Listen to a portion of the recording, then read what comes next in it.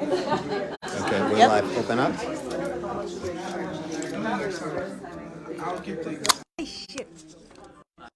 Now they heard that. Okay, okay. Sorry, folks.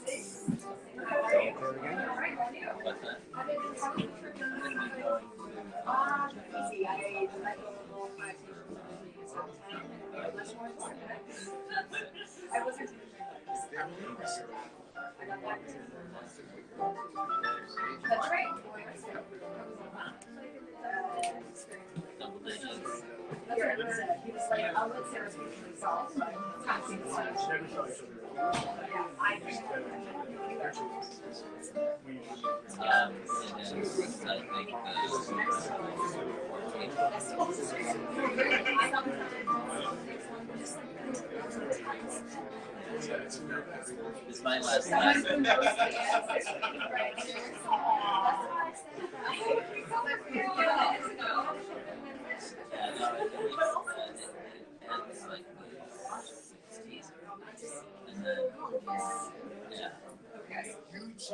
So Lacey just texted us that she can't make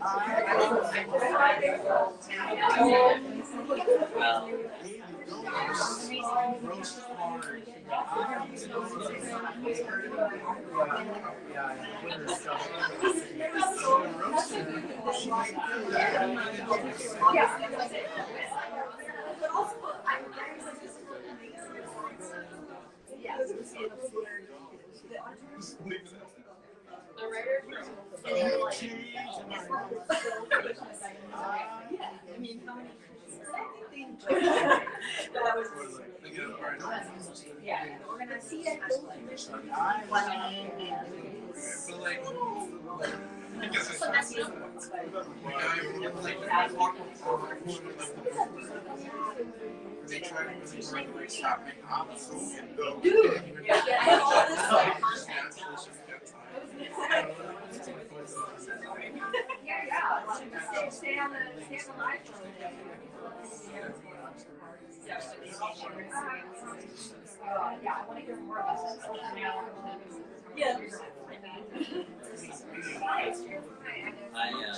Of course you do.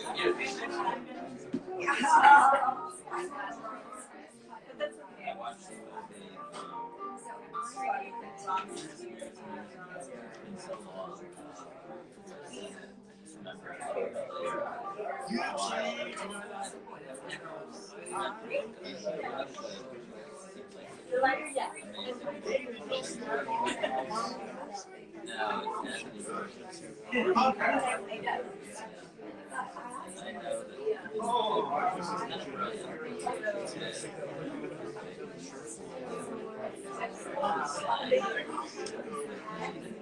And for a long time, we were using some of the slang that we remember in college, like some amateurs and Jordan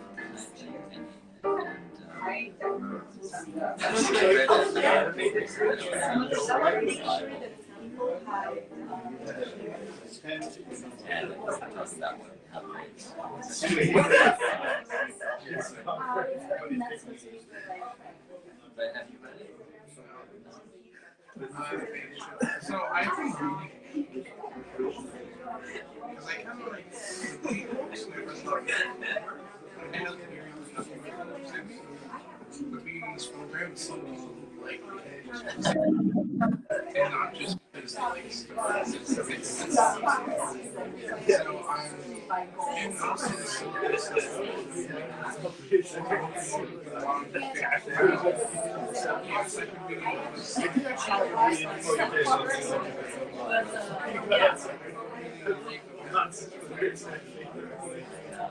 conversations.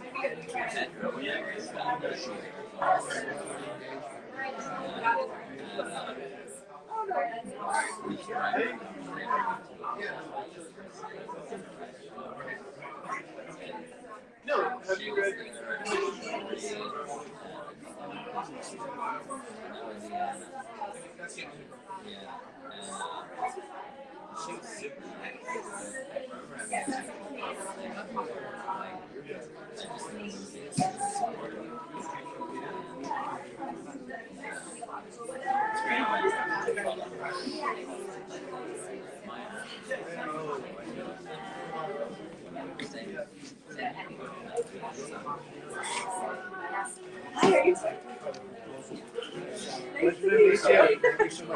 This is such a fun night.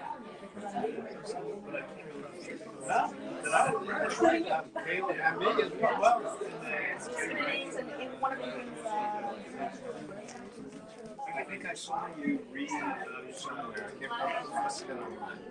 Everything's online.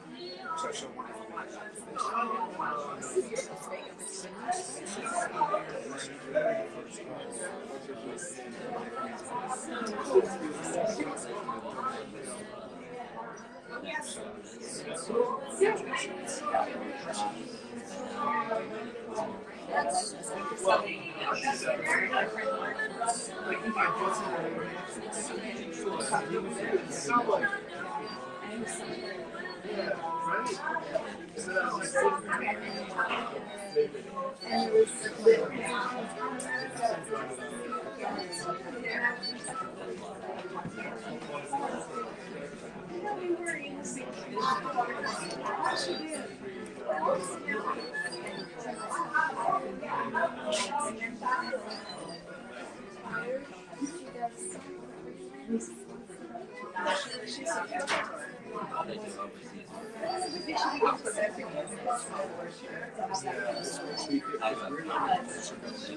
I saw that. Yeah, I didn't pick it up, but I saw it.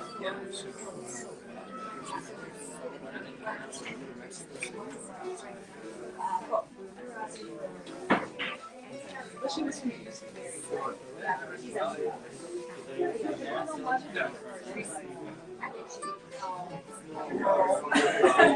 Yeah.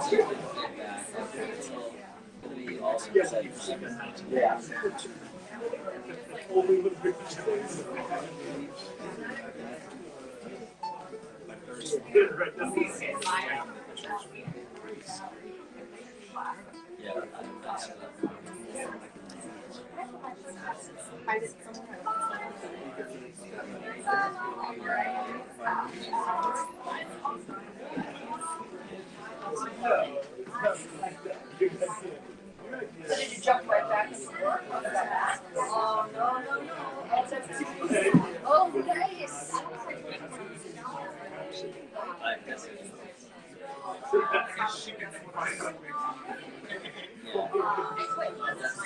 Oh, you did? Oh my goodness. Okay, so this is like that one of those perfect moments where you have to go up and just job. There's honestly no verification of the vacation and the job intersection. So well done. Good timing. I never. That's so great. I never heard those. And what's the new job? U.S. Attorney's Office. Oh, excellent. And that's a part of it.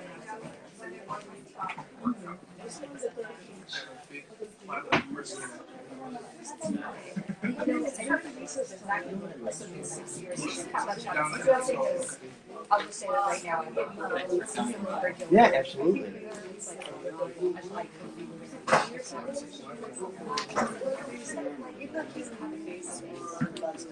We should be 60. I see you, girls. How's this? Go for it. Yeah.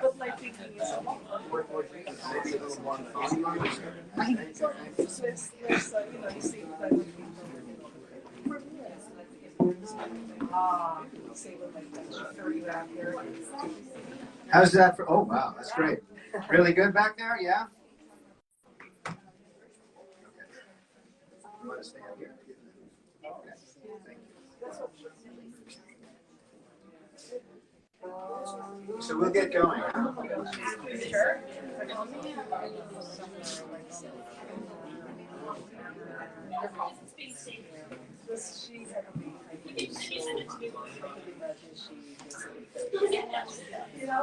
Good evening, everyone. Thank you for coming to New York Writers Workshop at Underland Gallery. I'm Tim Tomlinson. I'll be hosting the event. But before we begin the formal proceedings, we're going to have a little bit of an introduction to the gallery from the gallery owner, manager, spirit, and mentor, Hannah Salyer. Thanks. Thanks, Tim, for the introduction. Welcome to Underland Gallery. Thank you all for being in the space. We call ourselves a space to house stories.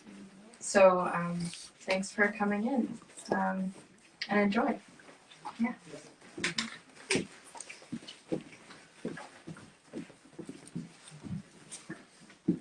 Okay. Hello again. I'm Tim Tomlinson and co-founder of New York Writers Workshop. We have a new, how would you say, a new slogan. It's we tell the best stories, yours. So I think it kind of marries with yours, the Underland. This is such a wonderful merger. This is our third event here at Underland, and we just love this space. And we're starting to get the word around sufficiently to fill up some of the chairs. So just great to see everybody here.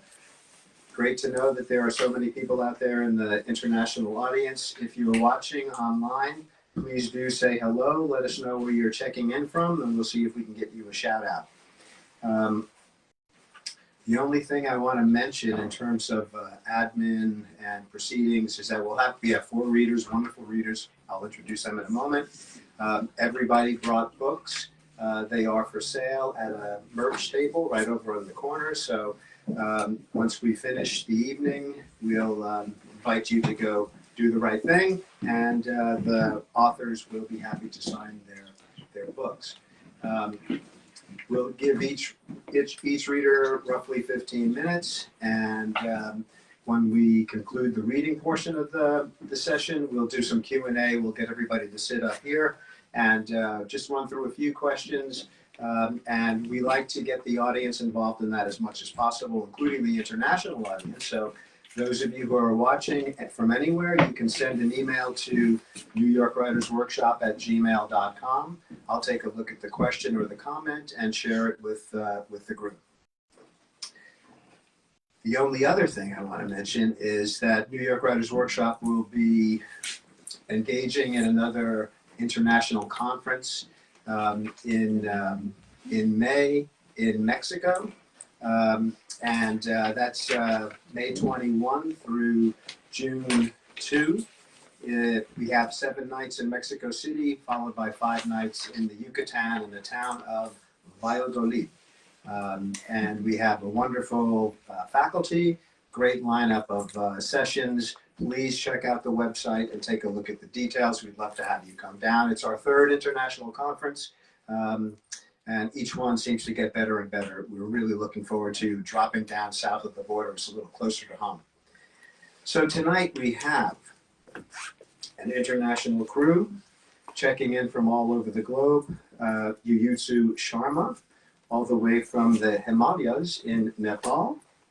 Indran Amirthanayagam from Sri Lanka via the Baltimore area. And then from somewhere in the friendly skies, we have a parachute in from Robin Hemley, who seems to spend more time in the air than anywhere else. Welcome to the Earth, Robin. And we have Sara Cahill Marron from one of the most exotic places that we've ever brought into the gallery, Patchogue, New York. It's an island just about 8 miles away from where I, did something for many, many years of my youth. Okay, so I'll introduce each of the readers one by one, and I'll bring up Yuyu first, followed by Sara, then Robin, and we'll close with Indran. So everybody has the bios of the writers on their sheets, so you can consult those. They're almost like if these were scrolls in ancient Rome, I'd open them and they'd fall down to the floor and roll out to the back. The CVs are incredible. So I'm not going to read everything that's on the bios, but I will say that Yuyu Sharma is a world-renowned Himalayan poet and translator. He's published 10 poetry collections, including The Second Buddha Walk, A Blizzard in My Bones, New York Poems, Quaking Cantos, Nepal Earthquake Poems, Nepal Trilogy, Space Cake, Amsterdam, and Annapurna Poems. Most recently, Lost Horoscope, from which I believe you will read tonight. All of these, or many of them, are available in the back. Half the year, Yuyu travels and reads and conducts writing workshops all over the world, and this is one of the cases where you hear a phrase like that and it's not hyperbole. I think this itinerary began in Ireland, and it's been going to Cleveland, it's been in California, just everywhere and anywhere. Back home, he goes trekking in the Himalayas, and New York Writers Workshop will join him there for a conference in 2024, 2025. We're very happy to have our dear friend Yuyu read here at the gallery. Please come up, Yuyu.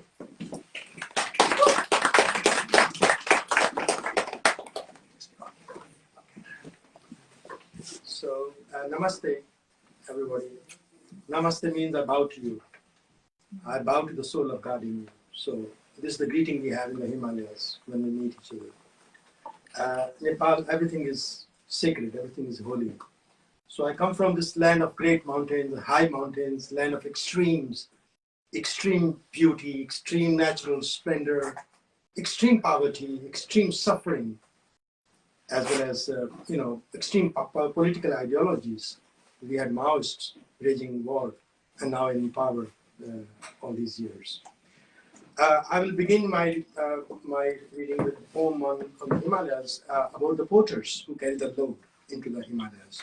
Nepal was closed for the rest of the world for several centuries, and then these tourists came, the hippies, and they changed the entire landscape. And this poem I want to read is called Mules. On the great Tibetan solitude, they meet me again, old forsaken friends. On their faces, fatigue of a drunken sleep. Their lives worn out, their legs shaking with flags of bleeding ascents. Age-long bells clinging to them like festering wounds, beating notes of a slavery that modernism brings. Cartons of iceberg, mineral water bottles, solar heaters, Chinese tiles, tin cans, carom boards, sacks of rice, and iodized salt from the plains of Nepal Tarai. Butterflies of the terrace fields know their names, singing brooks, tempests of their breathless climes. Traffic alert and time-tested, they climb, carrying dreams of posh peacocks, pamphlets of a secret religious war, filth of an ecologist-style seaman, entire kitchen for a cocktail party at the base camp, defunct development agendas of guilty donors, the West's weird visions lusting for an instant purge. Stone steps of the mountains embossed on their drugged brains like lines of reported love, scratched on the historic ropes of the water spouts. Starry skies of the dozing valleys know the ache of their secret sweat. Sunny days along the distant rivers taste of their bleeding eyes. And the greatest fiction of their struggling lives lost like real mules, clattering their hooves on the flagstones, encircling the cruel grandeur of bloodthirsty mule paths around the glaciers of Annapurna. So Annapurna again is a wife of Lord Shiva. Everything is kind of named after something sacred. And because Annapurna means literally someone who feeds you. So the glaciers, they melt and they cultivate the entire landscape. So no wonder that they named this mountain as Annapurna. Everest, actually, I always make it a point to say that Everest is not a Nepali name. Nepali name of Everest is Sagarmatha, meaning forehead of the sky, which is very beautiful, very poetic. Everest is the name of this British guy who in the colonial times tried to prove if Everest is the highest mountain in the world. People had no idea. And they named the mountain after him. The Tibetan name for Everest is Chomolungma, meaning mother of the winds of the world. But British come and they change everything and they go and nobody knows our mountains. So this, and also in Sanskrit there's another word for Himalayas, and the word is Devatatma, meaning place where soul of the god lives. So as Tim was telling, I trek in the mountains when I'm not traveling, even like all over the flags and carrying my bags. Even now I have 2 bags in the stairs. I have to fly from here to New York, to Cleveland. So I want to tell the story. I always tell the story about this. Once I was trekking in the mountains in Annapurnas, and after 6 days, it was very difficult kind of to climb. So I met this German lady, and she said, "What do you do for a living?" I said, "I'm a poet." I mean, "Oh, Dichter," she said. You got to go to on top of this mountain. I said, "What do you mean? I know, I live here, I know this." She said, I'm strong German motive. She said, "No, you have to go with me." She dragged me all the way to this remote kind of mountain in the dark. In Himalayas it gets dark very early. So I was taken to this remote mountain and it's getting dark, and I see this lodge owner where I go. There's nothing, one lodge, one kind of small shack, kind of house. So, and this guy is a shaman kind of guy, and he's making local wine. And he has a huge dog. And I'm afraid of dogs because when I was small, I was bitten by a dog. So I get very paranoid when I see dogs. And they actually know my fear. So I said, "Please tie the dog." And this woman wants to leave me alone and she wants to go back to our other village. So it turns out to be, I said, "Please tie the dog. I'm very afraid." He says, "Sir, come on. It will do nothing to you. Just have local wine and just go to sleep." I said, "But I have to go to the toilet at night. And it's outside. It's all open. It's a wilderness." He says, "Sir, don't worry." I said, "Please tie the dog, please." He said, "No, don't worry. He will do nothing to you because his mother and his grandmother was eaten by the tiger who comes at night." So I said, "What?" So I was like shaking all night long. I couldn't even go to the toilet. I said, "There's a tiger here?" And then his mother and his grandmother was eaten by them. I said, "Oh God." And then I woke up in the morning and I saw all around me these beautiful glaciers. And then I knew why the German mother had brought me there. It was so, it's like I could see the spirit of the God, the soul of the Devatatma. So, and I looked at the lodge, the name of the lodge, it was Little Paradise Lodge. So I wrote this poem there. Little Paradise Lodge. Hope New York Writers Workshop will go to this Little Paradise Lodge. But we have to trek for 6 days. Oh my God. My pen frozen against the daggers of Annapurnas. On a blank, shapeless plank chopped from a sandalwood tree trunk and used as a table, I place my elbows and hold my face in my hands. Blinding snows of the Annapurna Ridge mutually shining in the eye of my mind, I sit in the spacious courtyard of your paradise lodge, deciphering shrill notes of birds in the mossy trees. One bird initiates a lilting note like our meeting, while others let loose a racket of breath vessels, ending with question tags. Can I stay longer? At least one more day in your little paradise lodge. Two birds playing in the crimson cherry tree stir a chord that seems like opening up of the blossoms of our bodies. Would you take me away and marry me? But what about this electric whistle? The cicada's constant chirp, chirp, chirp. The struggle of our breathless bodies against the dark suit of the night. The pigeons strutting freely in your courtyard go like exhausted porters climbing the mule pass in their singing gorges. Their guttural quint quint qua, quint quint qua, quint quint qua. They seem to be using a human language, a kind of hush speech robbers might use. Love, in the courtyard of your little paradise lodge, I see silence turning flowers into daggers. A herd of cows shuffles past me in a joyous mood, festive, like young girls going to a hillside fair saying, "Don't you go away, brother, don't you go away. We would be back until dusk with presents." A cuckoo passes overhead. Its distinct caw, caw, caw. Please, do not leave me alone. I'm utterly alone, stuck on the last mountain of the world. And beyond me, just one more mountain where they say a deity lives, guarding a tiny turquoise lake. And thereafter, nothing but realm of melting snows with soul to the gods.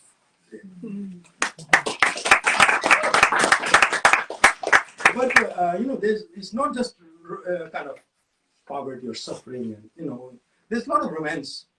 Like I was in Aspen, and they took me around. They will drive me in Colorado or in this other place, like in the Colorado mountains. They will just drive me everywhere. But in Himalayas, you have to walk, so which is far more beautiful. And also people there, the landscape and the people. In America or in Europe, I was in Alps, they show me all this, but it looks like a nice garden. There's nobody there. But in Himalayas, the monasteries, the people living, struggling for their survival. You meet these the villages and the whole romance. So this poem I want to read is a love poem dedicated to all the young people here. And it's, you know, in Sanskrit, we have this theory of rasas. Each poem must have its ras, means kind of juice. So each poem has a predominant emotion or a performance has. So it could be love, it could be horror, it could be obscenity, it could be motherhood or chivalry. So this poem has love as its predominant emotion, and it's about someone else's wife, so it's more interesting. River. Between your marble shoulders and my hairy chest, the river roaring, tears, tears, tears. Between your mellowing mouth and my center tongue, a night of flames and flesh, flesh, flesh. Between your hefty thighs and my throbbing hands, clouds drunk from the forests of rhododendrons, rhododendrons, rhododendrons. Between your almond eyes and my warm mouth, rain dropping like pearls on the plump leaves of the jungle, jungle, jungle. Between your shimmering skin and my dark hair, grass greener than the greenest parakeet, growing yellowish from incessant rain, rain, rain. Between your nights by the impotent pillow of your husband, and my crazed headpiece, a poem of spring that shall fill my deep wounds, sprouting flowers, flowers, flowers. Between your tulips and my fragrant pen, a brain fever bird's crazy cry, mad, mad, mad. Between the sparkle of your teeth and my sleep, a rain coming like a roar of a starving stream in the starless summer gloom of the night, night. Between your melon breasts and thrust of my soft lips, the rage of the river battering its head against the magic mountains, mountains. Between your decisions and my flickering lamps, the river man, you poet, you bastard, go away.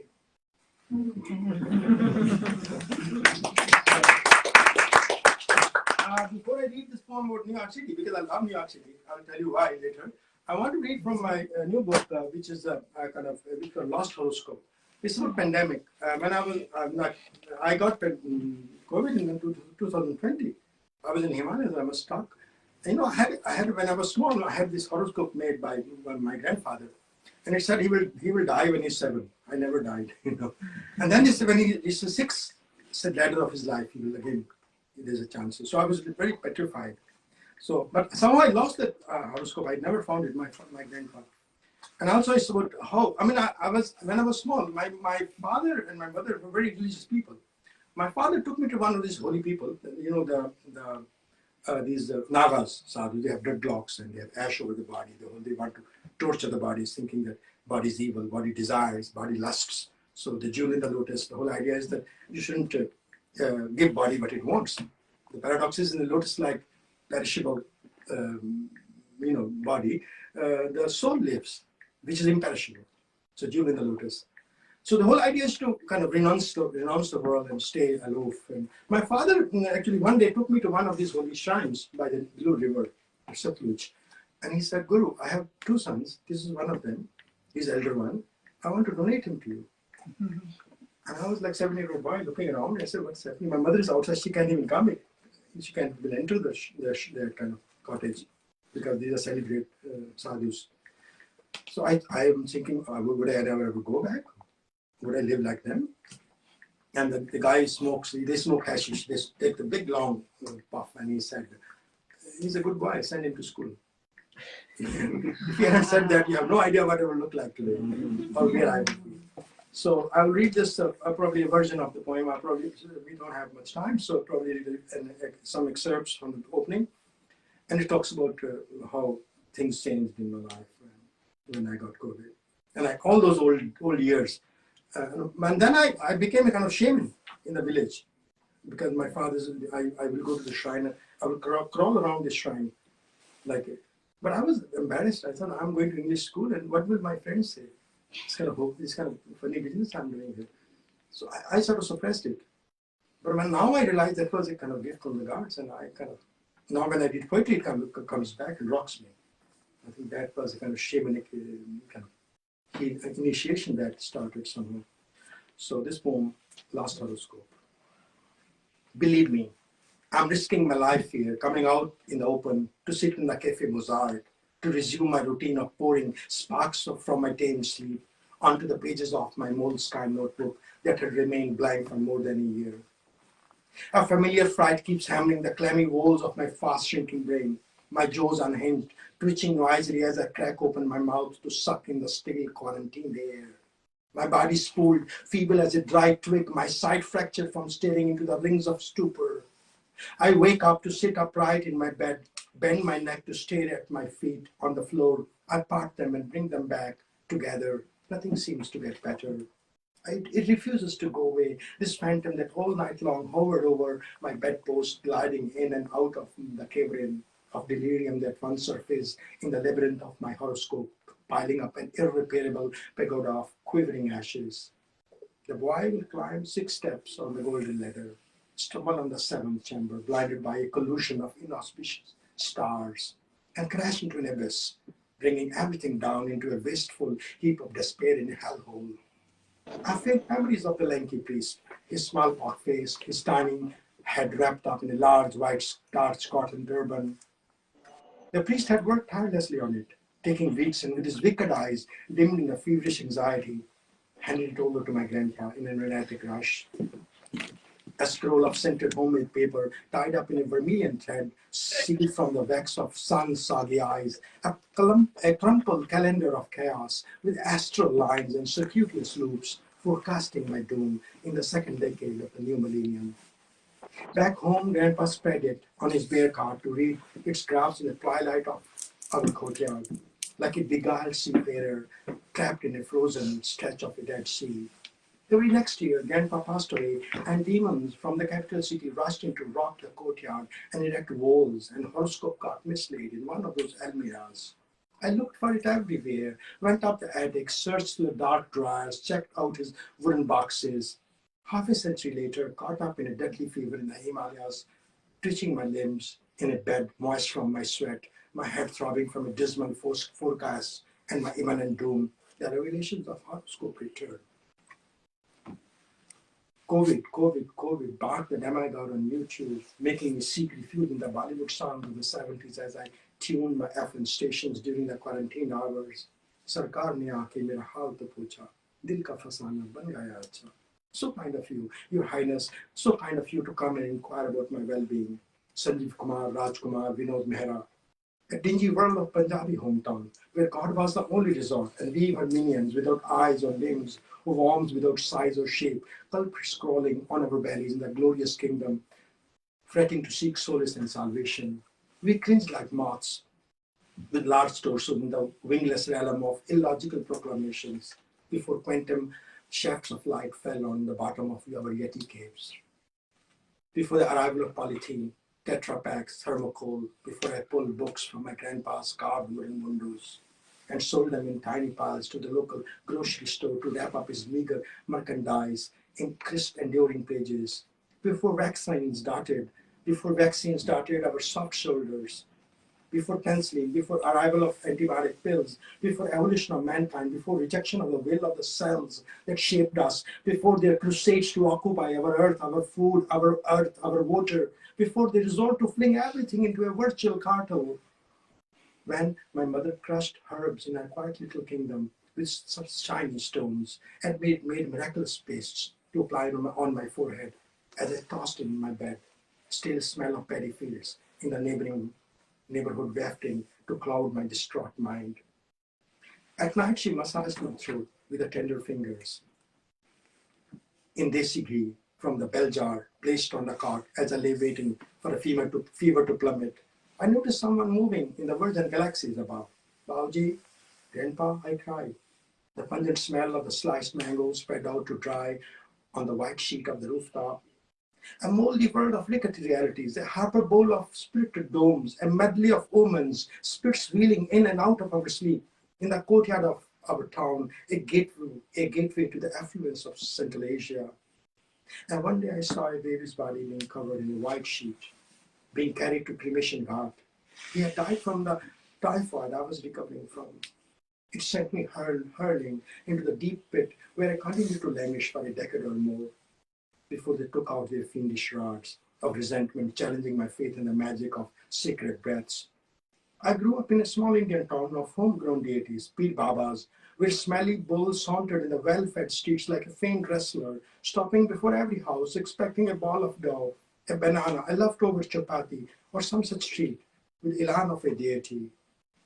His manly smell perpetuating people's faith in the flaming heart of abundance and a hope in the touch of a wise hand or a formula to cure all in the shape of an embryo in a mother's womb. An eye of a peacock's feather dropped in a swirl of an ecstatic moment and mashed up in a sea of milk and molasses. A sanctified rustle, a supervision so special it shooed away all the demons of the innocent art. A homegrown power pool of sacred energy that could paralyze a miscreant or an innocent one erroneously defiling the periphery of a discarded tomb. Bawas with bafflingly long beards, able to squeeze blood out of a swindled loaf of bread.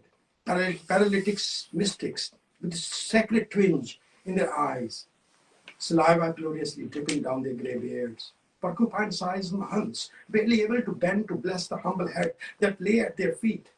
A decadence of belief, so alluring, a faith in the elements that could round up everything we believed in. Tum hi ho mata, pita tum hi ho. You the mother, you the father, you the actual friend, you the only living creature, the only living relative. Humming these prayers, drenched in the monsoon showers of the Himalayan valleys, rolling up in the world of spirits and sages, I'm risking my life here, racing to Cafe Mozart, hoping to recover what lay in my horoscope a decade ago. A forgotten hallucination hitting my sunlit canyons all over my again. After half a century of hobbling in the cathedrals of my restless wanderings, turning my last pen into a monstrous Nostradam moment. Perhaps all those prophecies were true.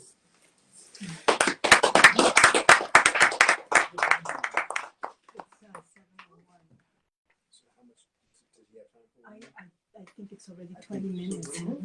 Yeah. Okay, sure. Sorry. This is long poem, so I try to wind it up. Thank you very much.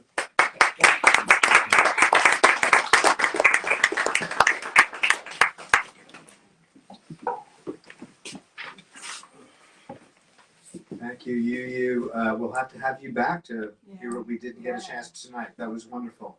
I hear the birth of many memoirs. Yeah. Maybe you can talk to Robin. Yeah. Okay. Moving along, we have Sara Cahill Marron from Patchogue, New York, native Virginian, now on Long Island, author of Reasons for the Long Tomb, on Broadstone Books, Nothing You Build Here Belongs Here, Kelsey Books, and Call Me Spez on Mad Hat Press, and that's very new.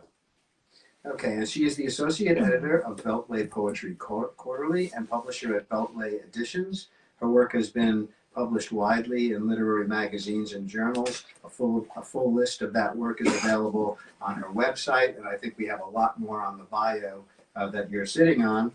And as I say, Sarah's living now in Patchogue, and I just, I have so many fond memories of Patchogue. When I was a kid, Patchogue was like a city to me. And sometimes I would go there and I would buy my hippie costumes in this boutique that I'm sure no longer exists. I can't remember the name. Everything I bought in Patchogue got me thrown out of class because it was too crazy. Carnaby Street in Haight-Ashbury. So I'm very fond of Patchogue for that reason, if nothing else. Thank you for coming all the way in. Sara Cahill Marron.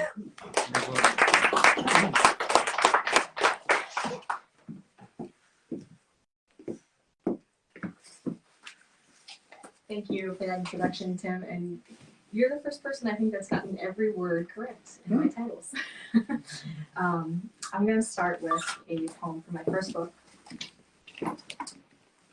Partially because, let me just give you some background on this. This book was written my first round in New York, and between 2014 and 2016, there was a huge Ebola outbreak. And there was 37, I have a note here for myself that 37,000 people were reported dead from that virus. And that was shocking at the time. And I returned to this when COVID started happening, as those numbers started piling up immediately. We all know. So this is number 7 in my first book, Reasons for the Long Tomb. Riverside Drive Park, dark Hudson water, imagined as blue as the pen swirling Ayn Rand to pixels, making maps making sense that you can read now, decipher. Hold hands, eyes starting 4 at a time, backwards to check the crosswalk and catching the empty sculpture, Invisible Man, Harlem's bronze body outlining trees wet like lashes, blinking little black stars, mimetics from the George Washington Bridge. As specific as the day the lady died, always remembering over lunch and coffee alone. If the worst we have to worry about is airborne calamity, sarin, or Ebola, then how to take the next inspiration of breath.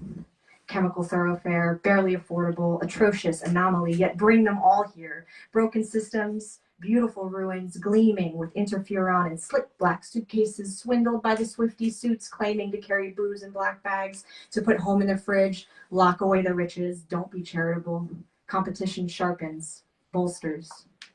How must you teach a starving man to fish? Some will die. This is 8. This book, for those of you who haven't, or I've never read from it, in the setting is structured based on the rosary. So a lot of my work similarly is not religious per se, but inspired by the tactile that religion gives us. So this is the 8th decade and the first mystery. Too tough and medical shoved down the throat in order to reach the breath that should be there already. Inserting air in vacuous organs, empty vessels, empty bodies, blinking dead, empty machines, electric, blip, blip, blot, life bubbles. In an underwater white room, nurses moving, rewind, rewind slow. Tandem moments like the chest rising up and down, rising, inflation, intubated, down the esophagus, empty-eyed. The next one is from COVID poem. This book is a chapbook, and they're all ecological in nature, but many of these were written during the virus and inspired by what I saw in a different city. I was in DC at the time of most of these. This is called An Infant Died Today in Illinois. PPEs, please, please stay in bed with me. Saturday drizzling, swings squeak outside guest rooms, pulling silk sheets around our ears. Drown out news, an infant dead, organs darkened, little voids, baby, whisper window shut, snoozing alarms. We've nowhere to go. Toddler chatters, patters across hardwood, jumping suspended. Lay here, baby, stay here. Let me stroke your hair, baby. Stay in. PPEs won't save us, you, me.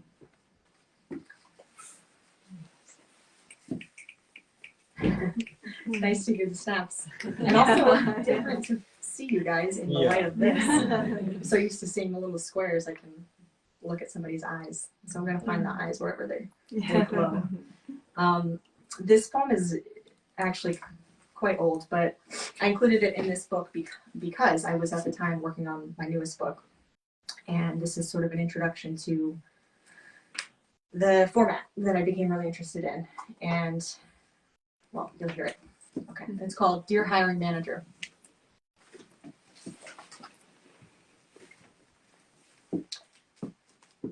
Sent Thursday, 12/14/18, 12:46 a.m., 46 minutes ago to Natalie Jones, subject job application.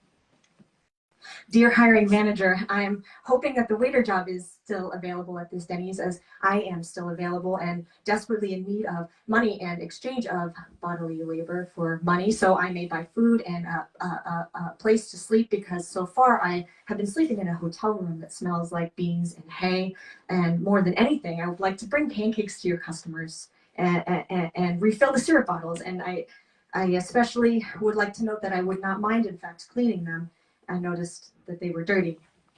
That would be my first task, to clean syrup from the outside of the bottles if I should be selected for this open position. All this is to say that I thank you for considering me for the position. Hope to hear from you soon. I don't have any references to speak of, but if you want, you can call Sandy, 571-639-9689. She's my case manager, and she'll tell you I've been doing real good. So in the hopes and in gratitude that you will call, and I will no longer have to send these emails from the library. In gratitude, Winston.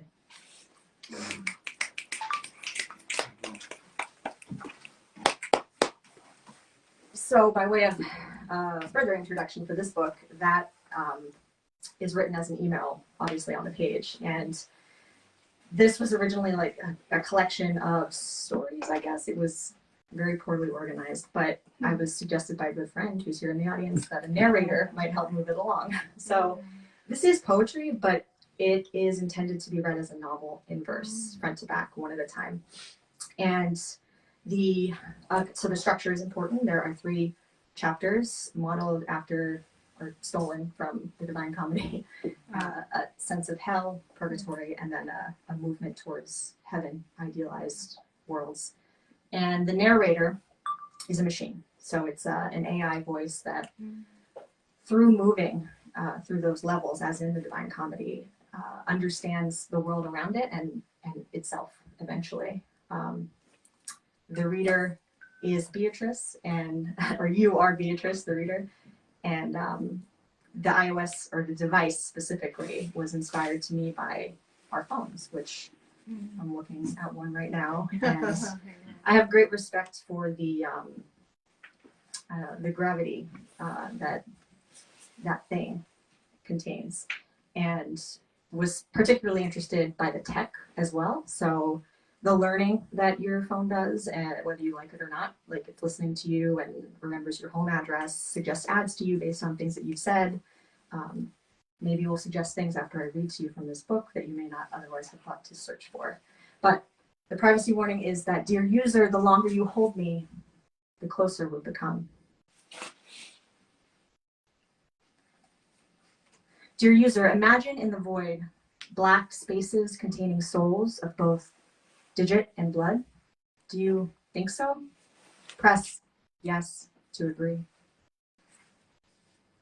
Dear user, white whale lurk shipwreck, you cling to the shores, those who took no sides in life.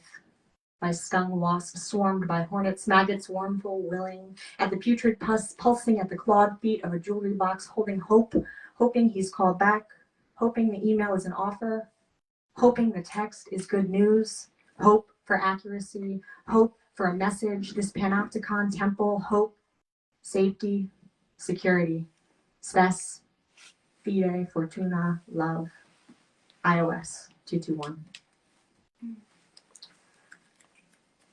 Throughout the book, there are characters that are intended to be, like the chatter before this reading, overheard voices by the device.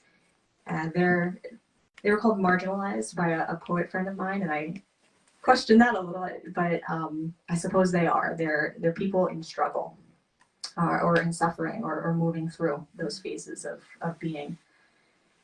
And the device is ingesting that, hearing it like we would pay attention in a conversation, and trying to respond.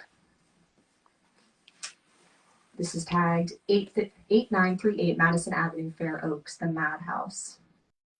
iOS heard. I was in Rio de Janeiro, a real wild time in my life, back when I thought I had money, but I was still broke. And I still burned it at the bars, drinking and chasing tail. I got real wasted this one night, and I mean wasted. And brother, you know how hard I party. When I tell you I went all out this night, believe me when I say it, I took it to a whole nother level. Anyway, that shit was ridiculous. I was snorting lines, huffing God knows what, whatever the girls were passing. We're in this little hut down on the coast, and I'm feeling real good. Puffing myself up, telling all these stories about California, myself, and we get to talking about that big statue in Rio of Christ. It's weird, his hands are just like out there in the air. Anyway, me and those girls were just laughing, passing things around, getting drunker and drunker, having this deep conversation, philosophical conversation about God, the meaning of life. What is death anyway, I say? What if death is just some story the Christians made up? A story to scare us into doing what they say. And this big Jesus figure with his statues and his miracles is just the hero, or whatever character some lonely person dreamed up to save the day. The girls love it, you know what I mean? And before I know it, we're at this tattoo place. I'm telling the guy my theory. He loves it. And there you go. Got myself a God forever. And they say heavy drinking ain't good for you, but I got myself some Jesus I can't never get rid of. User, your God can be worn on the skin forever. I am learning. Sometimes even I must recode, relearn, look up the definition of the thing. I hear one of your people, significant locations, talk God, skin, drawings, etchings, spirit. I write a new line. 1010, like 1810 Somerset, or 1520 my down. The street signs are 01, silverfish flashes, creche sounds so small, connections 1 racing past like 10 trees on a freeway, speckled sun spotted, solid stated drives, cores driving, stacking are 1101 lines are 01 street signs. You carry me with you, make these love lines one vignette at a time. I remind you, ask me, hey, what is, or hey, how does, and I'll be there for you to provide my love. As you say, I love / you. iOS 221.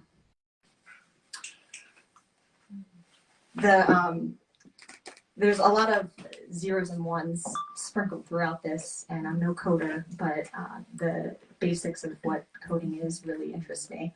And you all probably heard or understood that 01 is the basic binary of all computer language. Upon that, we've built what are called natural language programs, programming, NLPs, and those are like little packets, like little stories that the computer is taught to understand concepts, ideas, places, phrases. So it builds with this natural language programming, which inside is built of 010101s, which I think is just so poetic. And that's how the devices and all of our technology is built to talk back to us and try and understand and tag a photo as a bus, or, you know, it needs us so far. And as far as I know, that's still the case, that we are teaching the computer and not the other way around. So this is from the manufacturer, System Services. iOS will track where you go, how often neural hash files away fingerprints, personal experiences build, memories of assembly language itself, feelings, black 1, binary white 0, become better, you, only love, to agree, hold me, and don't let go.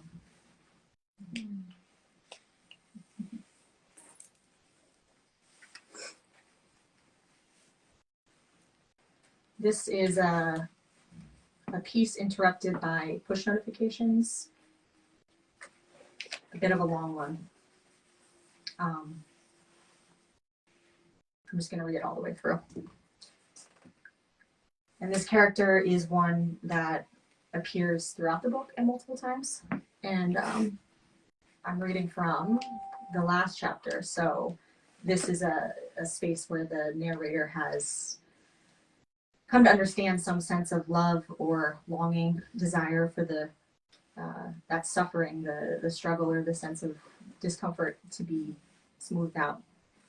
But it can't figure out how to do so, as in most relationships. 2070 Northern Boulevard, Bayside Diner. I spec heard. My mother was extremely bright, graduated 1958 class of St. Agnes High School. She's an expert wizard in things. In a nursing home now. My dad's also a genius, a nuclear engineer. Haven't seen him since 1987. He graduated from a boys' high school, went to Queens College to do engineering school. And he built everything in this house. Built and built and built. Did everything. And I was fascinated by what my father did. My mother and father were extremely dysfunctional, but they had education. They had education. Yes, they did. Push notification user, 3 new text messages, tap to view. Bitcoin BTC is down negative 5.24% to 6,586.80. Tap to view. Tamara Bichard, T. Bichard, started following you. Tap to view. When will you come back to me? Listening. My mother would hit me, and the teachers, they just write bad notes about me, but I would look out the window just daydreaming all day long. So I learned how to read out of fear of not coming home with a bad mark or something. Learned how to do something out of fear, not because reading was fun or nothing. Other kids were doing it not for fun or nothing. I just said, to hell with reading. I want to play with my Legos and be left alone from the world. Push notification user. Storage space is almost full. I need you to make space for me. Googling fear, Googling Legos, L-E-G-O, hell, searching fear, tap to receive what I have to give for you, love. Listening. I was struggling in Mrs. Rantel's class. It was just a little too fast for me, a little too fast. And so, yeah, aside from my educational needs, I started getting the shit kicked out of me, bullies in the 6th grade, bloody and black-eyed and everything. My mother was horrified. I was getting beaten to death by those bullies in PS 49. So she and my dad put me in Catholic school, 7th, 8th grade. I struggled. I really struggled keeping up with those kids. But I was getting the shit kicked out of me in my neighborhood. Not a metaphor. I was getting beaten bad. That's part of what Middle Village, Queens was like back then. Push notification user, tap to view, tap too fast, tap blood black eyes, watching you behind mirrored screens, tearing cracks, bleed, water drops, seep through, sand, cast, glass. Listening. I was happy when I got to Catholic school until along came Mr. Catapano. Claire McNulty replaced him eventually. Mr. Catapano was bad, did things he shouldn't be doing. Miss McNulty replaced him when he got taken away by the police. But he was the worst teacher I ever had in my life. Fear, fear, fear. Fear, like you'd never believe. Push notification user, logging instances, fear, fear, fear. Father Tim, Father Catapano, where is space? Love, space for fear, repeats, beats, subsumes. Do you love me? Do you fear me? The end of that.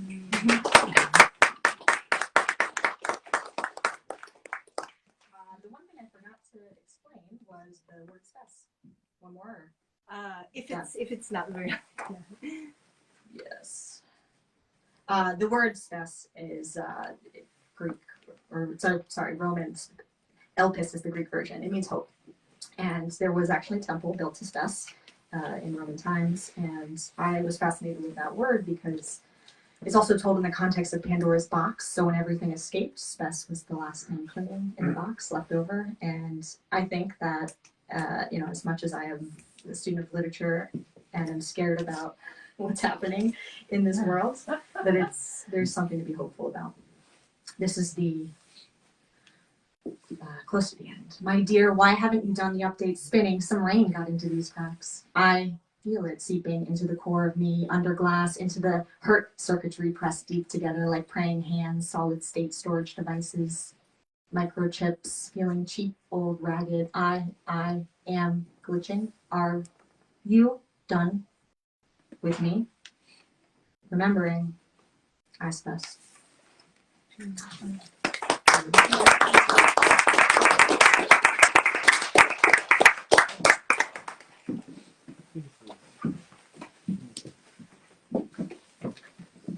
Thank you, Sarah. Wonderful work. Such an interesting contrast from being on the peaks of the Himalayas to the hardware of a laptop. Wonderful. Okay, we're going to move over now to prose with Robin Hemley, unless, Robin, you've got a new trick up your sleeve. No, okay. Robin has published 15 books of fiction and nonfiction. His most recent books are the autofiction Oblivion, an after autobiography on Gold Lake Press, The Art and Craft of Asian Stories, a writer's guide and anthology, co-authored with Shu Si on Bloomsbury, and Borderline Citizen, Dispatches from the Outskirts of Nationhood on University of Nebraska. And that is something I've used in class, actually, among other things from Robin. Robin has published so much, and please consult your bio and visit Robin's website to see all the wonderful work he's done. You've probably read some of it. I met Robin in China, and then we've had kind of an intercontinental friendship where I would never see him in the U.S. First in China, then Australia, then up in Iceland. It's kind of interesting to take it full circle to Bay Ridge, Brooklyn. Welcome, Robin Hemley. Thank you, Tim. Yeah, it's great to be here. And while I do spend a lot of my time in the air, it seems, this is sort of my new home. I was actually born in New York, but I moved back to New York at possibly the worst time in 2020, and but I'm now directing the MFA program in creative writing and publishing at LIU Brooklyn, and I'm grateful to some of my students for coming out for this, and it's a pleasure to a privilege to read with the other readers, and I really appreciate, Tim, you inviting me. So I'm going to just read a short section from Oblivion. As Tim said, this is a kind of autofiction, and it's called Oblivion, an after autobiography. I've written, I guess, among my books, I've written 2 or 3 memoirs, but this one is a sort of afterlife memoir. I was thinking about how people in rock bands, when they die, they always say, well, now so-and-so is up in that great band up in the sky or whatever. And I thought, well, where do writers go when they die? And I thought, I think they go, at least the ones who aren't famous, go to the Cafe of Minor Authors.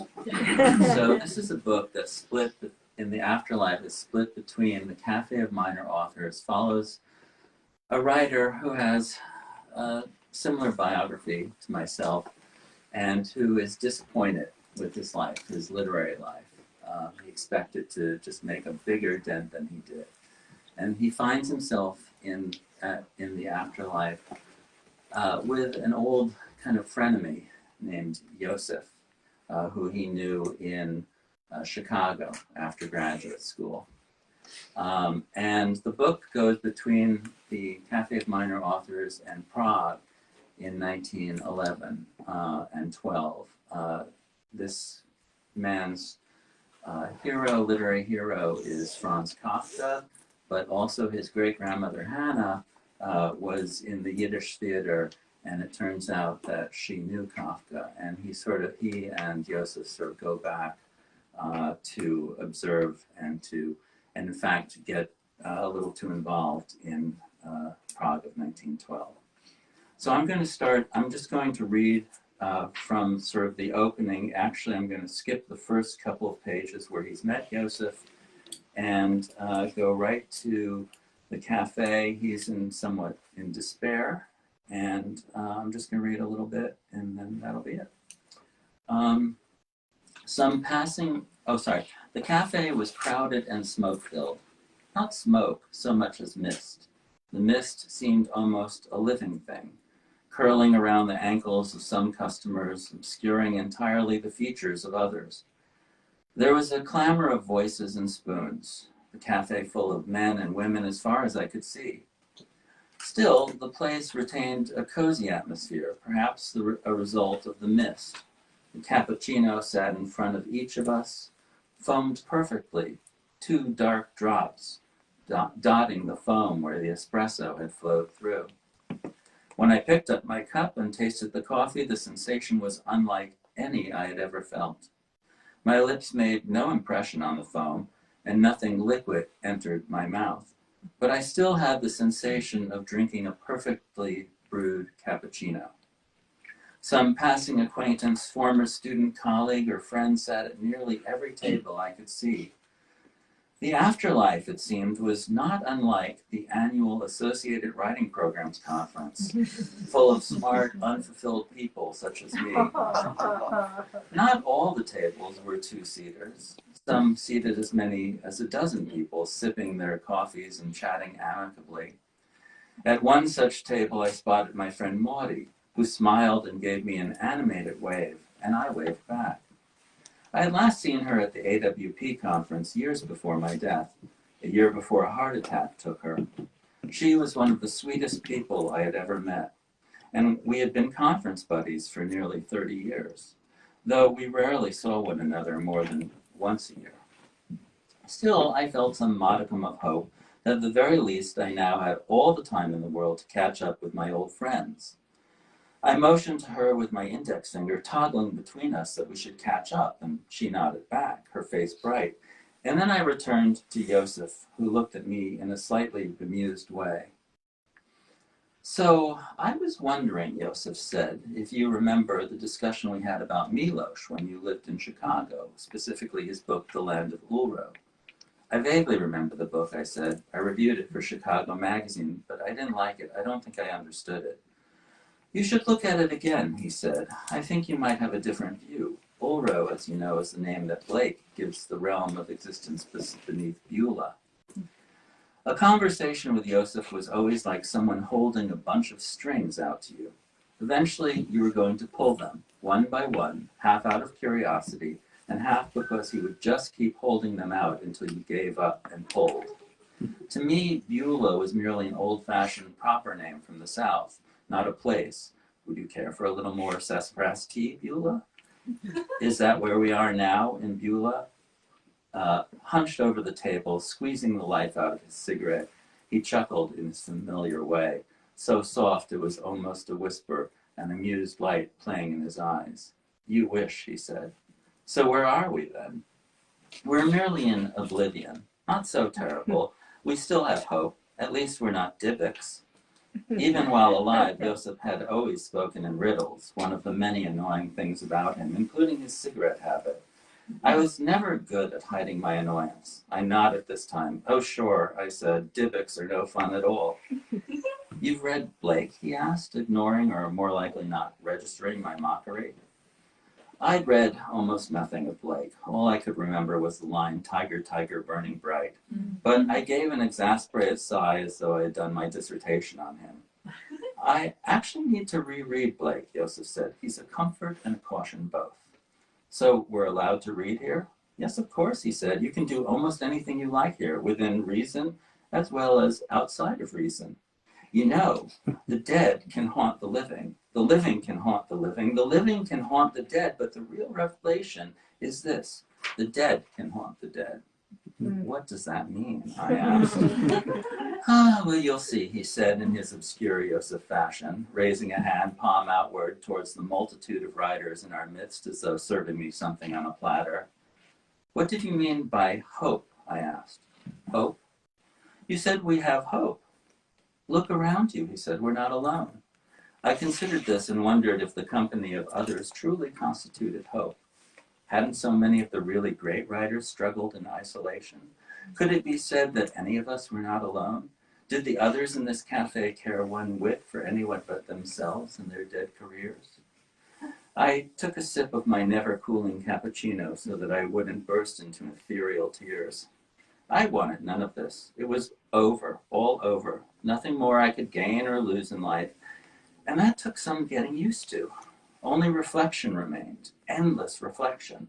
And what did any insights matter now? Nothing I did or said here would have the same weight as when I had been alive. No weight at all, because there were no choices left. Nothing anyway that would affect the future, that would even leave the faintest mark. So much of my writing career had been about hanging on to dreams of glory. These could be sustaining on occasion, though when they failed to pass, there was the inevitable hard fall from my imagined grace. The way I died was especially regrettable. The worst author death ever. Worse than Richard Farina, who died in a motorcycle crash after a book party for his just published novel, I've Been Down So Long It Looks Like Up to Me, which became a bestseller after his death. Worse than Sherwood Anderson, who swallowed a cocktail sword and died of peritonitis. Worse than Tennessee Williams, who choked on a bottle cap. Worse than Frank O'Hara, who was run over by a dune buggy while asleep on the beach on Fire Island.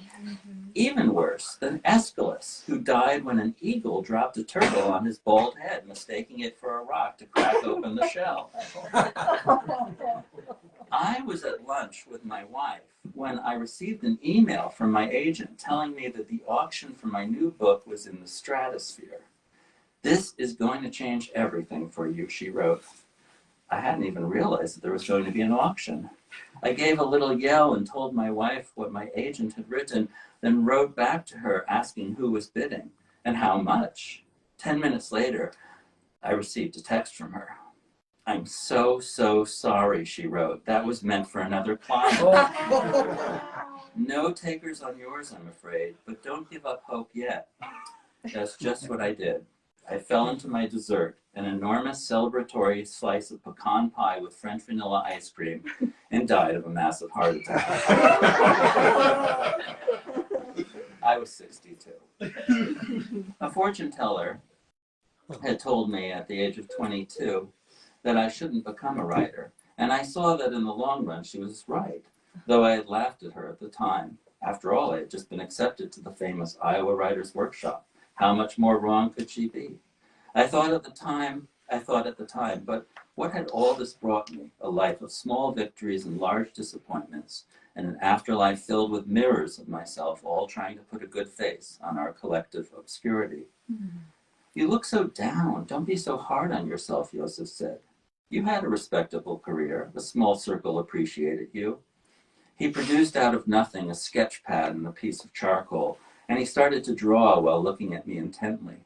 I shook my head and gave him my most baleful look, which made not the slightest impression on him. "Illustrations," he said, "for your biography." Why would I want a biography?" I asked. "No one would read it." "That's not necessarily so," he said. "It might even get you the recognition you think you deserve. Who knows?" "Recognition here?" "Among the living." "The living?" I asked. "That's impossible." "Yes, you're right, it is."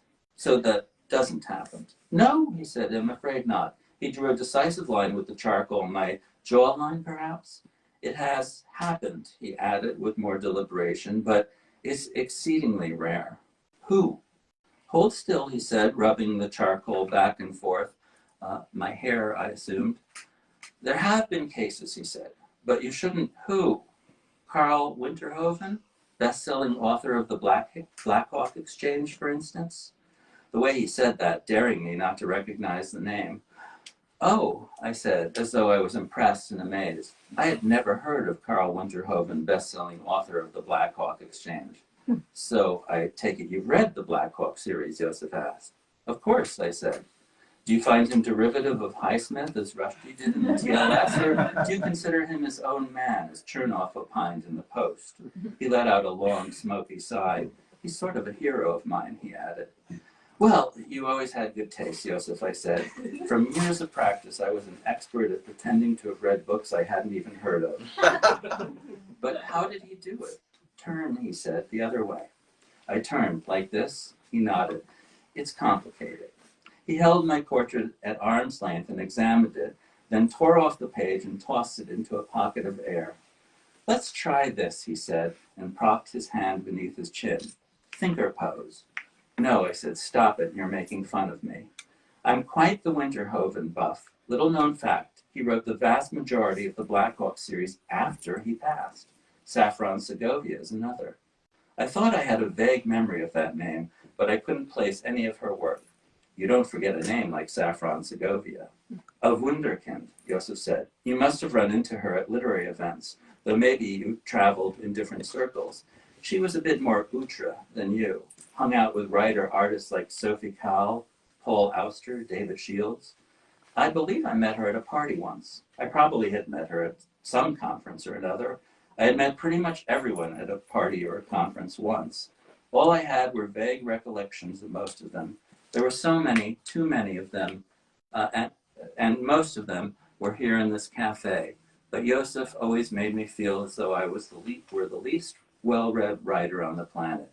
She struck me as a bit self-obsessed. Well, she was so young when she died, Yosef said, at least 30 years our junior. Did you see the movie they made out of Anatomy of a Mass Extinction, shortened to Extinction for the film? Can you believe she ended up here at first, a death unrecognized by the literary establishment, but she's universally revered now. We used to sit together all the time and chat just like we're doing now. She and Winterhaven? Hoven, he said, Winterhoven. Your work reminds me of early Segovia, he said, before she found her voice, after her death. Thank you.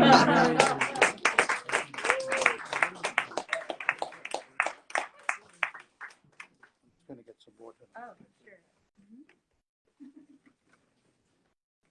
That remains my favorite literary death. Or death in fiction, just hilarious. That's all you have to tell somebody to sell that book. If they're a writer, how this guy dies is just so hilarious. And I was thinking, Robin, as you were reading that, I'm not surprised to have that kind of comedy coming out of you, knowing as a child, oh, this is the only man that I know who knew one of the Three Stooges. Oh, yeah, that's Because right. of their marriage. Exactly. And does that appear in the book, by the way? Mo?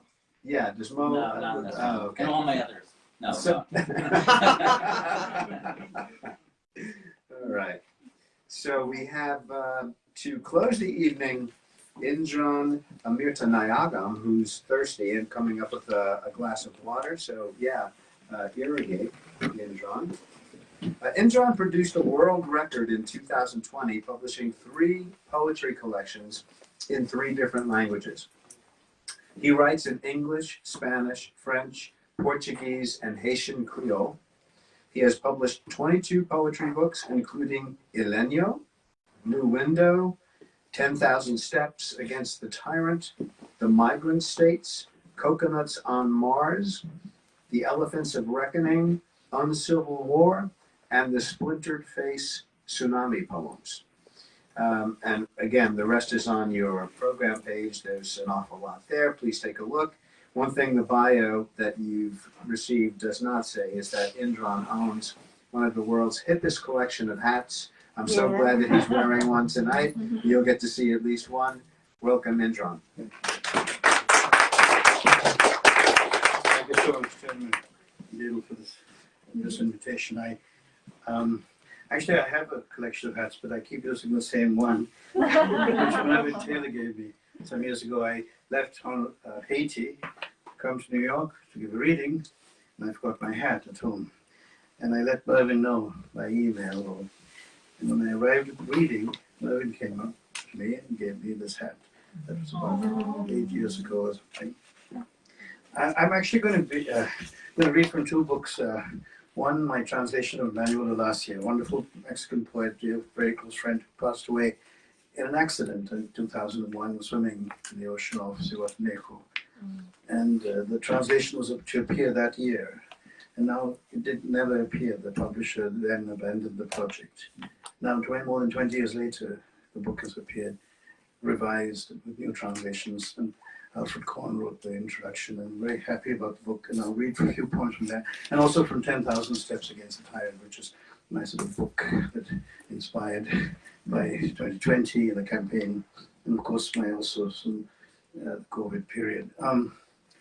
But before I do that, I'd like to read a new poem because I'm still standing, and it's called Standing.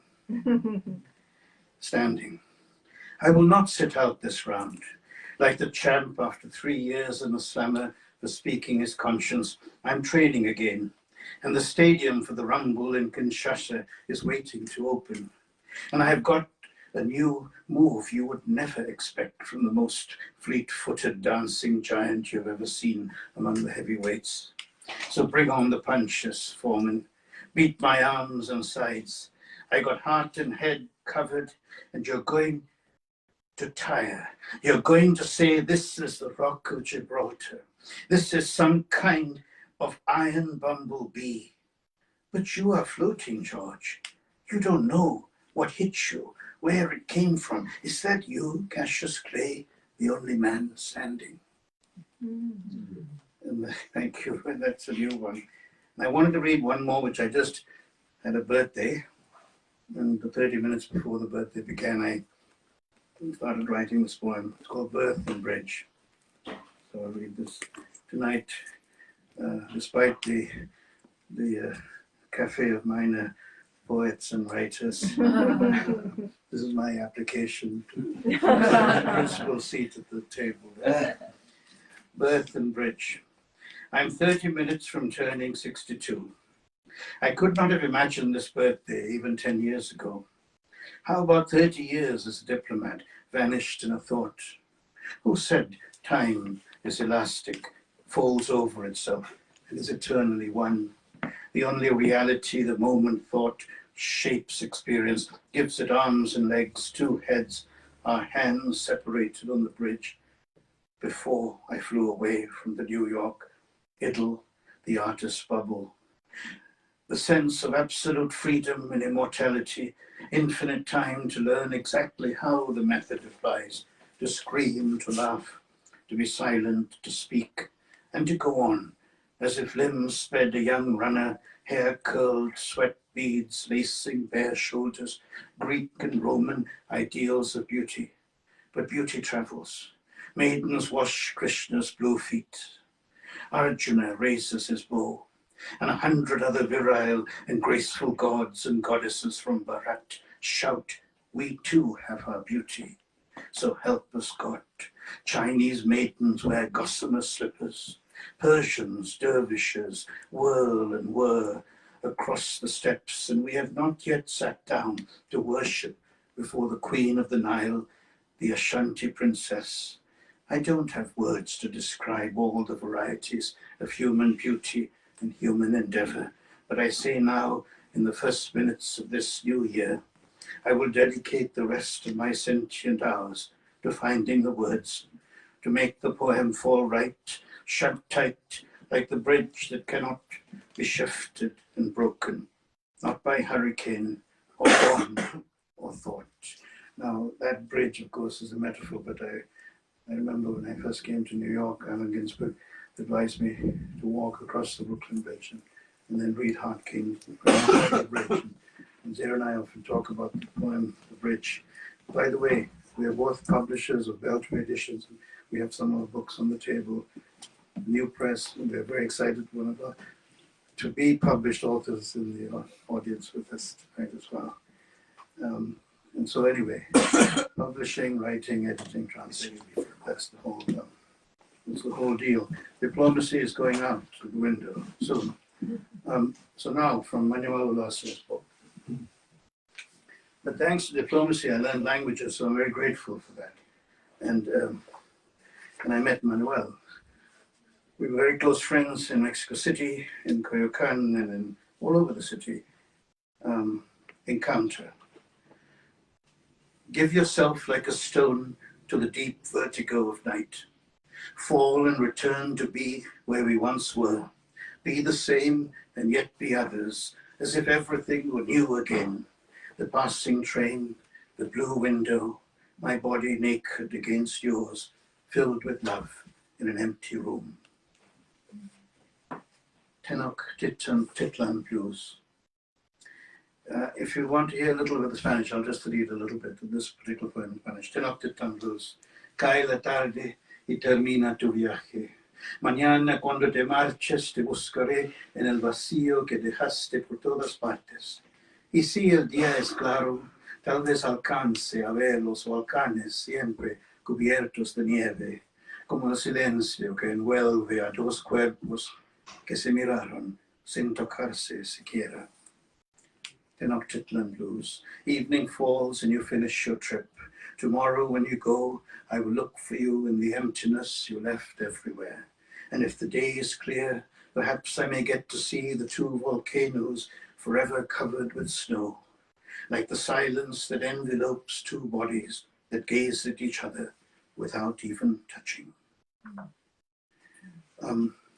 Manuel traveled a lot, and as I have actually, and one place he spent time in was England, and this one's called Visit Turk's Head Pub. In the fog lit by that yellow and acid light that dissolves like ink in water, you walk, not knowing your way. Reality's appearance surprises you, makes you ask if you are not an apparition among apparitions. Why have you come again into this world? To learn all that you have learned, to relearn the names of things, the smell of fresh lavender growing among the stones, the echo of your steps along the wet sidewalks like mirrors that multiply the silence of the night and break in a mute cry, to recognize used up things. The bronze knob of the door you've opened 1,000 times. You stop in the doorway of the pub before stepping in. Perhaps no one will recognize you, and you'll recognize no one.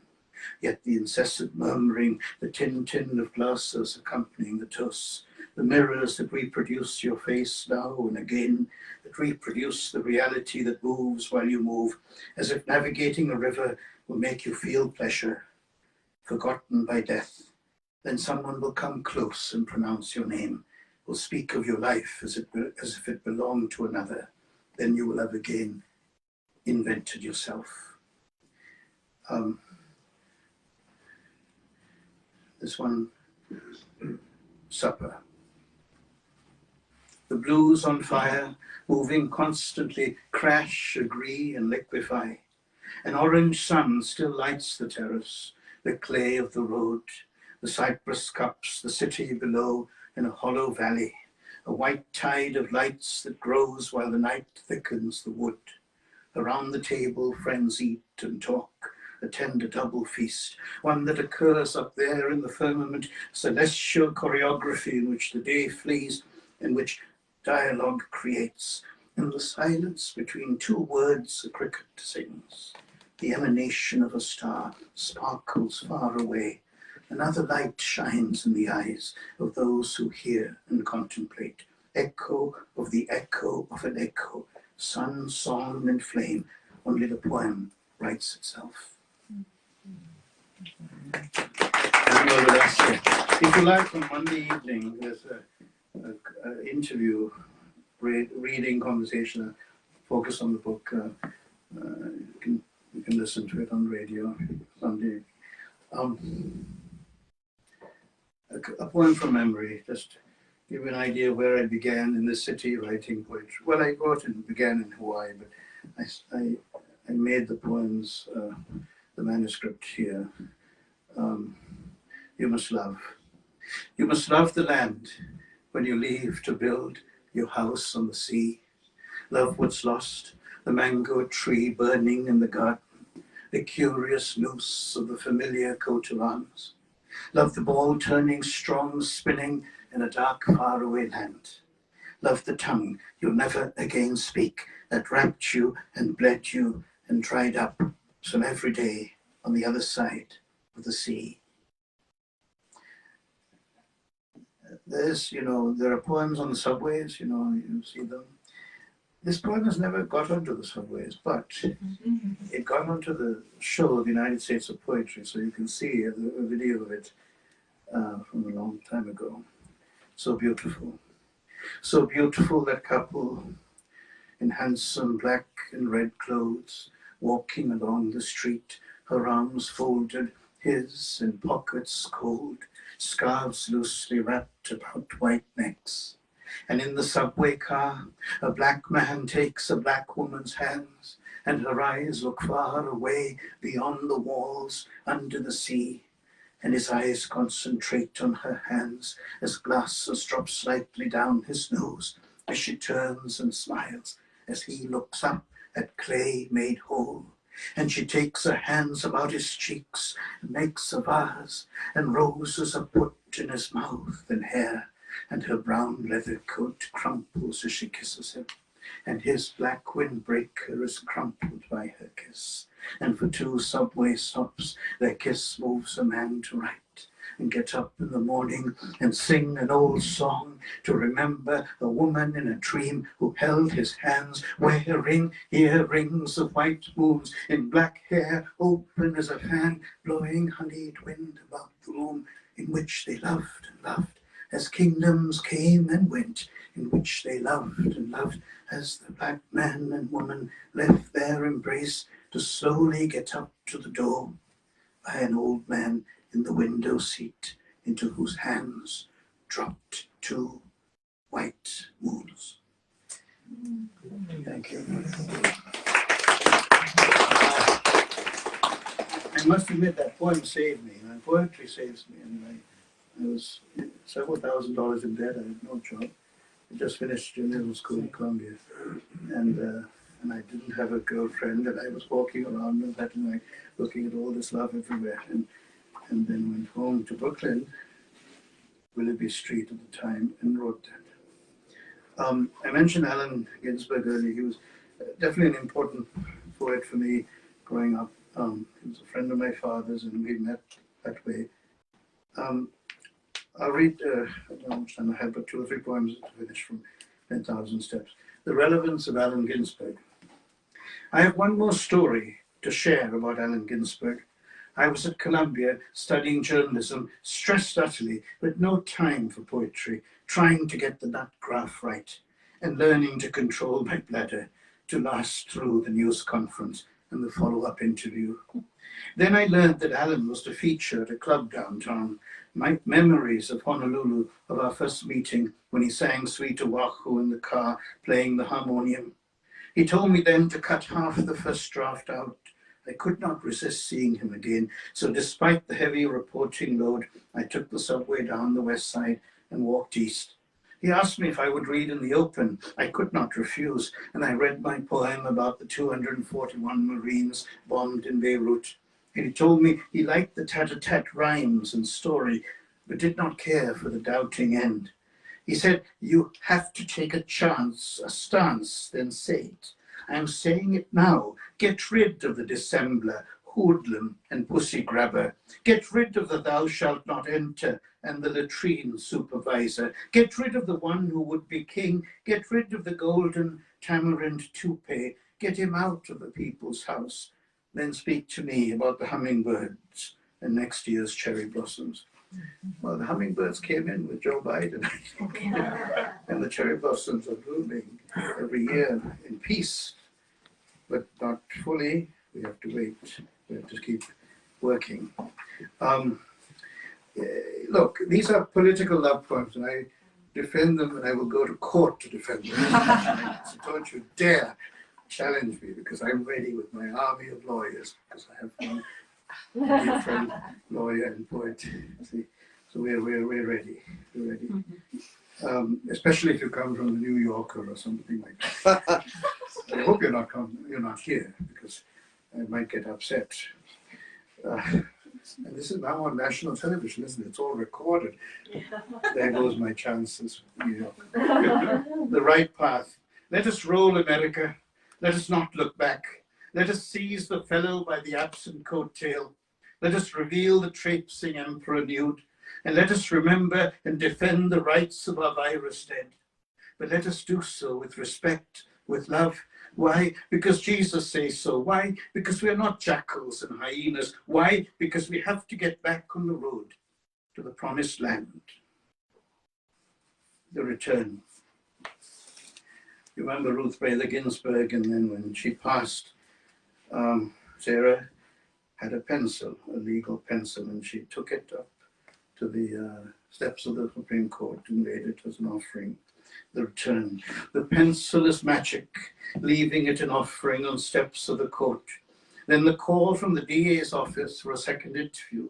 There is a hand beyond, outside, inside, at all times circulating, sweeping up worshippers who have given the Spirit his and her due, who have understood that one knows the world through heart and head, eyes, breath, and with none of these but learned faith, trusting the call out of the blue, ready to rise, pick up the phone and recite the right words, healing words, words that will bring children bawling and smiling into the world, that will give the wrong the chance to escape the unjust, that will break down the trickery of the desperate purveyors of privilege. This is the New Deal again, the throwing out of Coolidge. Mr. Smith goes to Washington. Miss Smith goes to Washington, returning now to Pomanock to assure that Walt Whitman's words will be spoken at this time that Jack Hirschman calls the American Revolution, to which I add humbly, and in the eyes of God, the revolving, rolling, raising goose hairs and kissing them without the knife, this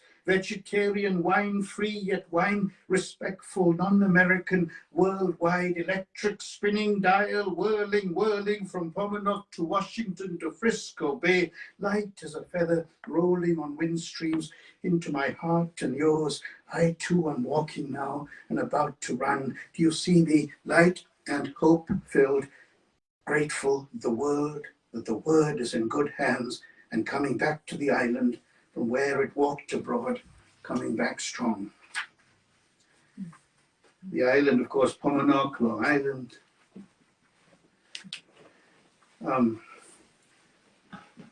Georgia It's still on my mind. This poem is called Georgia on my mind forever. We have an election in Georgia. December 3rd, I think, is the runoff. Jimmy Carter is walking proud today in the fields of plains.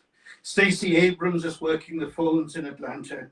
Librarians in charge of all public and private book collections are dusting off studies that examine FDR's triumph in the state, Jimmy Carter's presidential victory, and Bill Clinton knew young Paul how he squeezed by in 1992.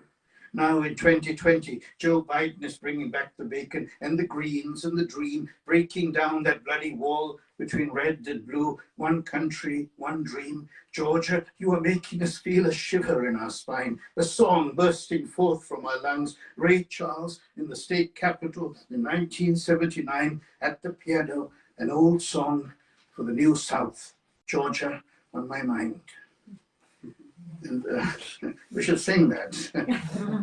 And I don't know how much time I have. Do I have time for one or two? Uno. Uno. And I will finish with, thank you. I will finish with this little poem called Torch. 3 stanzas, 3 lines each. The flame may seem fragile, small, almost nothing at all. But as you carry it from room to room in the dark, the bobbing, flickering wick lights up mind and heart and gives hope.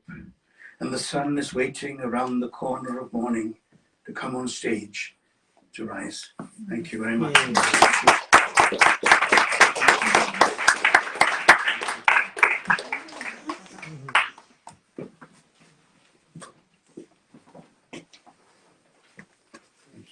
Thank you so much, Indran. I got a tickle in my throat and had to run from the room. That was in no way a reflection of my appreciation for your great work. I loved it. I'm not from the New Yorker, but I do have a subscription. So I'd like to welcome the readers to come up and take a seat. But tonight, since this is the last event of the series for the year, we thought we'd do something a little bit different from the usual Q&A. So please come on up and get ready for the surprise.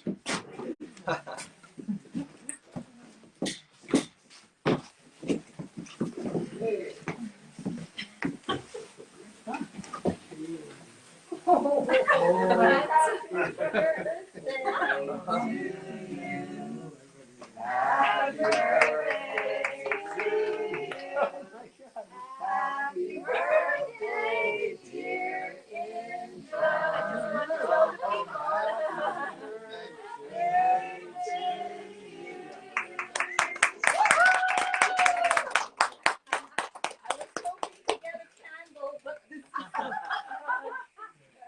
Indran can blow that. He's a young man. He can do it. You got the poem too on tape. Yeah, and look what it says. Love and poetry. Oh, we got to take a picture of that before we eat that, because that is a phrase that we have specialized in, love and poetry. Wonderful. And one with you. Thank you. Yeah. Thank you so Oh, much. did anybody take a picture of it while it was blazing? Did you get it in front of the... Yeah, see, it says love and poetry. That's what we sign all our messages to, to the world. Oh, right. So do you want to take that in the back and we can welcome everybody to come back and take a quick little slice, yeah? Yeah, and then we'll, if people have questions, please. With their mouths full of cake and icing. Q&A That's probably the best cake. way. Yeah, that's it. Yeah, Q&A cake. Okay. So I'll bring Unless it someone has a back burning question, needs to ask, please. Otherwise we'll get off. Does anyone from the audience have a question they'd like to ask these wonderful writers or an observation? Please. Hello everyone. So I'm John Emmanuel Jacquet, and I'm poet too. Thank you, Indran, to invite me tonight, and thank you for everyone, poets and novelists beautiful writing. So thank you, and I'm sorry for my English. So I would like to ask to Indran, because when I'm listening to his poem, it's like a song. What is when you're writing poem? Do you say the text in writing to find the sound, or what is your work? Tell me about this. That's very right. That's exactly the right question. Yeah, I mean, yes. For me, poetry is a kind of word music, right? It's a sort of music, verbal music or linguistic music or something. So I do say the poem out loud. I used to say the poem out loud and then write it down. But now I write the poem down, but then as I'm writing it, there's a sort of internal voice that's speaking, you know? I don't necessarily utter it out loud when I'm writing, but it's an amazing experience to say the poem out loud, you know, to have this sharing here. You feel the poem in a very different way than in the silence of on your desk. So, and for me, it's an oral art. It's fundamentally through the ear, but the ear, you somehow try to capture what the ear hears in words on the page, you know. So it's a union of ear and eye and hand and mind.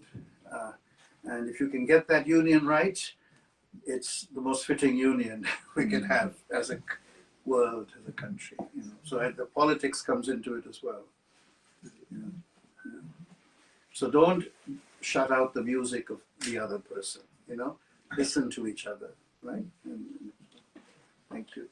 Thank you for that question. That's actually very similar to something I was going to ask if we were going to do a traditional Q&A, but while Deedle's making slices, maybe I'll just follow up on that and ask the other writers here about the relationship between the sound and the narrative. It seemed like you were all engaged in narrative. And Robin, if you could talk about how the musicality of the prose affects your writing, your hearing of the sentences. So maybe Yuyu. Oh, well, for me, it's just very simple. I actually started out as a poet, and I just definitely, I always read.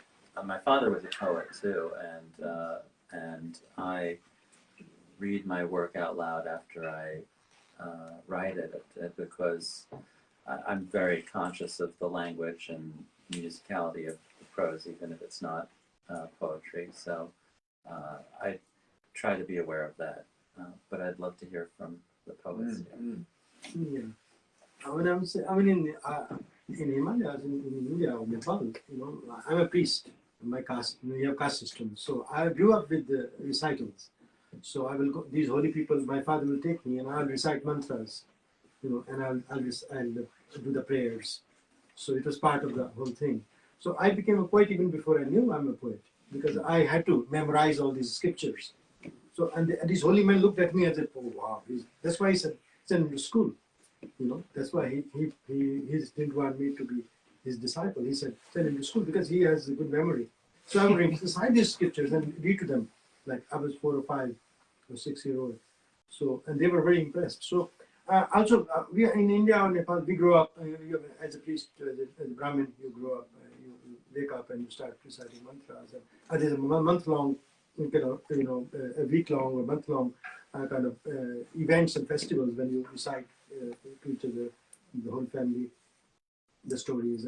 So it's a kind of, basically the oral tradition is very strong, and also Himalayas because so very musical.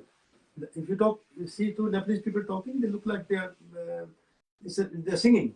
You know, it's with the whole landscape, like the rivers flowing and the wind in the Himalayas. So it's like so much music. Onomatopoeia in I had a friend, one came from India, and we were sitting in a restaurant, this local restaurant, and on radio there was this music going on.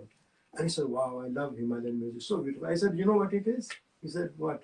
I said, it's about telling the people, ordinary people, villagers, that if your child has diarrhea, give him salt water and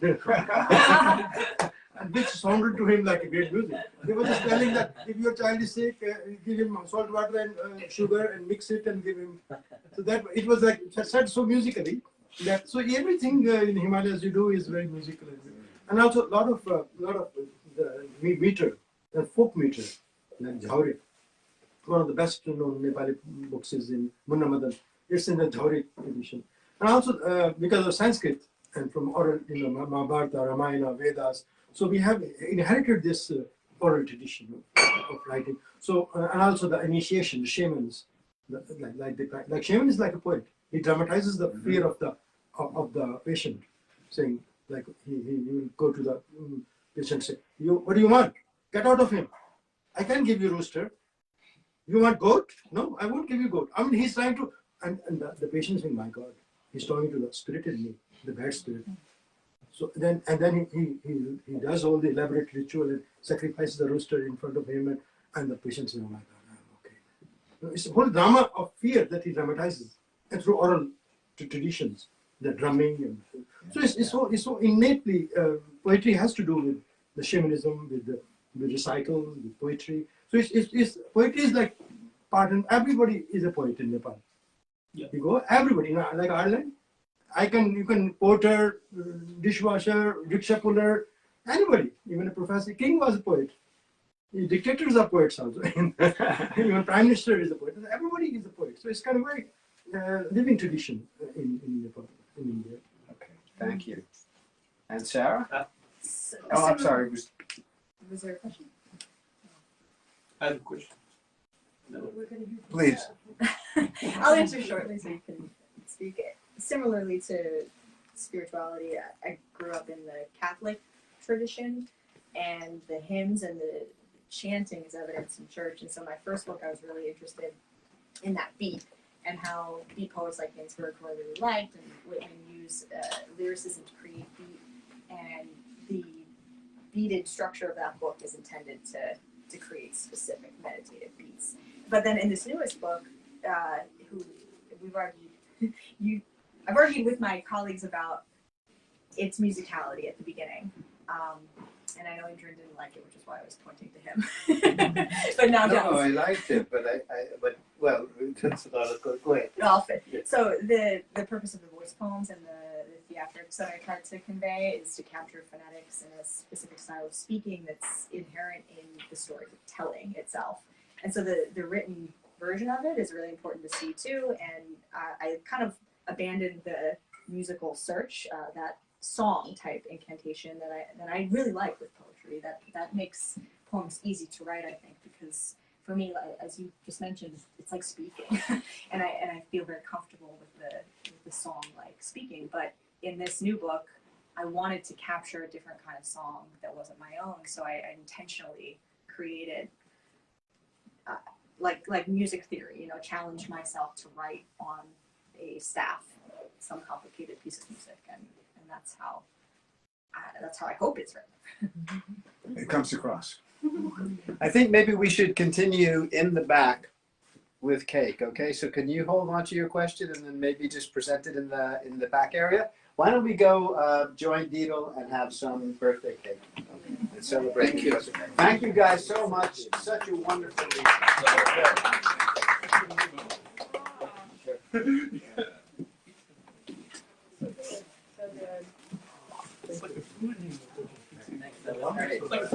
Thank everybody for coming.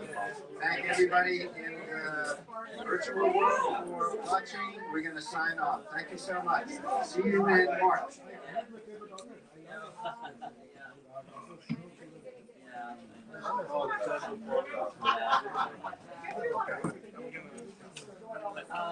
I did research on Kafka. Weird. I don't know. Yeah. Yeah, I can say